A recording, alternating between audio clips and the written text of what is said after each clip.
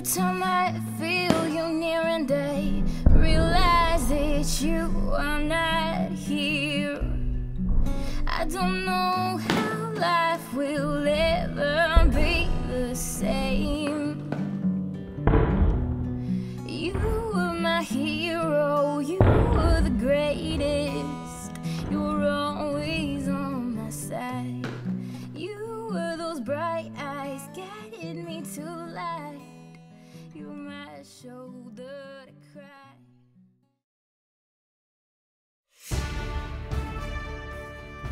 If there's anything that history can show us, it's that people like to fight.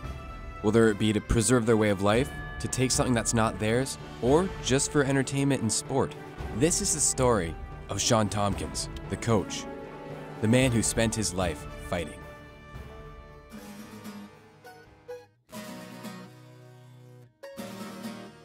Shawn's story begins in the small village of Corinth.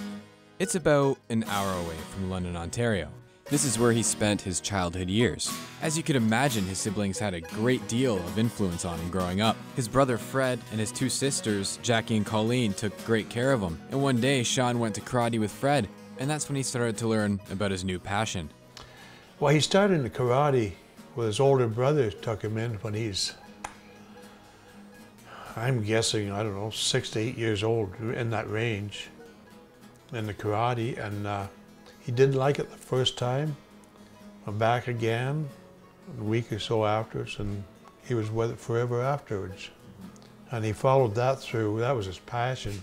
He took so much training in all types of MMA, and he got into kickboxing. Well, by the time he was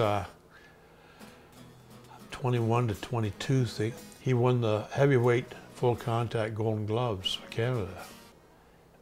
Built a piece onto the back of my garage so he could teach out there, and he was doing that for a while. He had a couple of gyms at Tilsonburg, then he moved on to London. To King Street, we opened up, the first gym was on King Street. It was the second floor of an apartment, and from there we moved down to Kellogg's, right by Kellogg's, McCulloch's on Nightingale Street, and then that was pretty much where the team really kicked off. You know, pro-wise, where all the guys, everybody was pro, and everything went really well for everybody, and trained really hard. And then he moved on to where today is the Adrillion. And then when Shawn went down to Vegas, Mark and Sam and Chris pulled together, pulled up Adrenaline, and got this place, and then moved from there to here.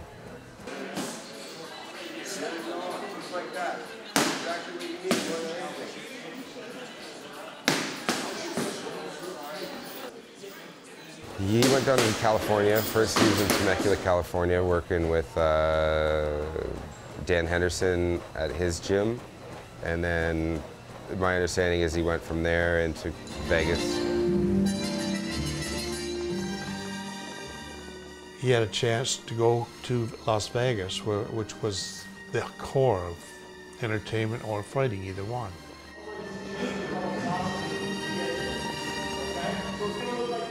And he went to the heavyweight champions at the time of Randy Couture gym.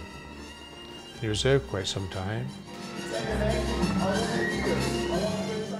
Being the lead coach at Couture, and then he went from there to Tap Out.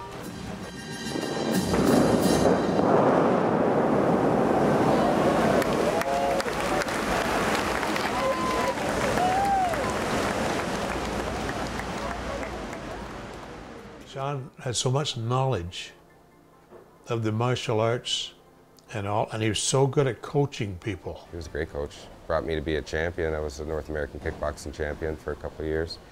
Kickboxing record was like 30-something and a couple losses. The way that he wanted it was the way that it had to be. There was no question about it. He was very strong-minded that way, which is, you know, everything that he thought would make better always was the better way.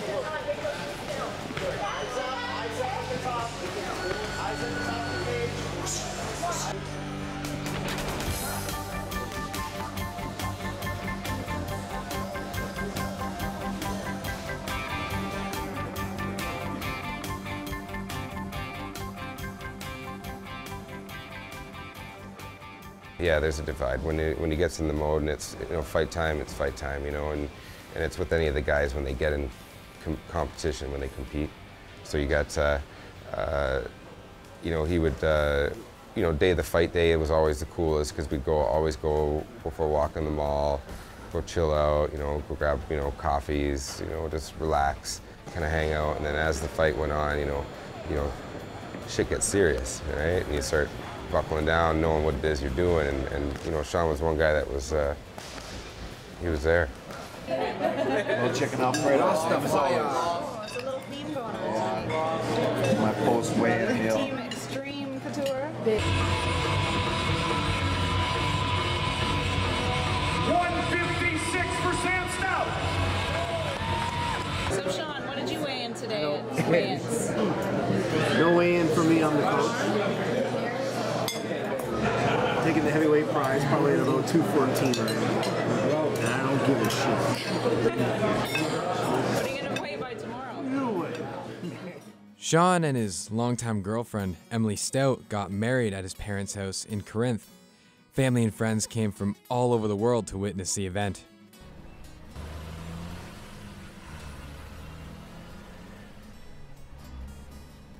If you took one look at Sean, one thing you'd really notice are his tattoos.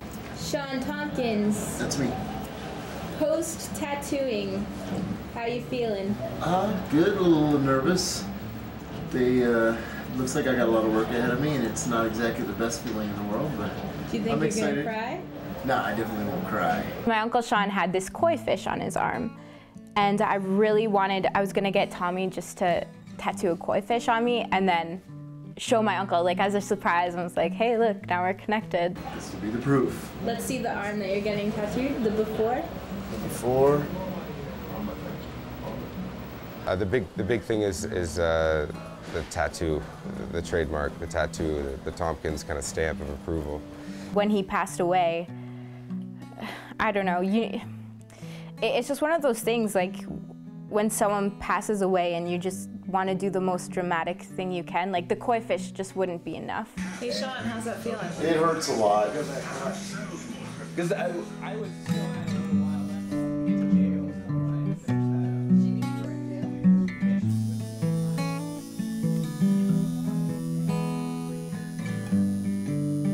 It was a 5-round super fight in Grand Rapids, Michigan. And I was fighting the guy, and then I remember Sean comes in the 4th round and he goes, one more round, you win this round and you get your tattoo. And it was like the happiest thing, you know, just knowing that if I win this round, if I get this, you know, I'll be part of this team.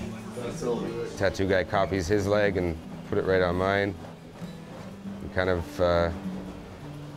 yeah, that's the stamp. I really wanted to get a portrait of him with his, you know, the saying that meant most to me, which was, without sacrifice, life is nothing. So then he drew that up, and 5.5 hours later, it was on my body. I used to view the world like it was black and white, but now I can't seem to transition myself to see the light. All I seem to do is fill my heart up with guilt and confusion since you've been gone, cause I've been making up illusions inside my head that you're not dead, that this is just a bad dream. They all wake up strong and tough. It was a lot of fun hanging out with him, learned a lot. Learned to be a bit of a badass because of him, right? So, because I think a lot of us modeled ourselves after Sean. Me and I'm looking at the stars in the sky, telling myself that there's no need to cry. I feel you beside That's what he wanted. you inside me. In the end, he wanted those boys to carry on his legacy. And that's what they're gonna do. They'll be there till the end, I think. Strong, 'cause that's what you told me. I never be lonely, so don't be afraid if you don't belong. And I'm looking at the Team Tompkins for life, baby. stars, looking at the stars, 'cause that's where you are. Thinking about all the things I've never seen and all the things I'll never get to. He'd wake up and he'd go for a run with me, right? He'd wake up. Yeah, he'd wake up, he'd go for a run, and he'd just get me going, right? Get me started. It does get easier. I always told everybody he was my hero. Not only my youngest son, but my hero. Since you've been gone, I'm gonna shape up and I'm gonna be strong, 'cause that's what you told me. I'd never be lonely, so don't be afraid if you don't belong. And I'm looking at the stars, looking at the stars, looking at the stars, looking at the stars, looking at the stars. That's the way it is. Just gone too soon. The greatest. The coach.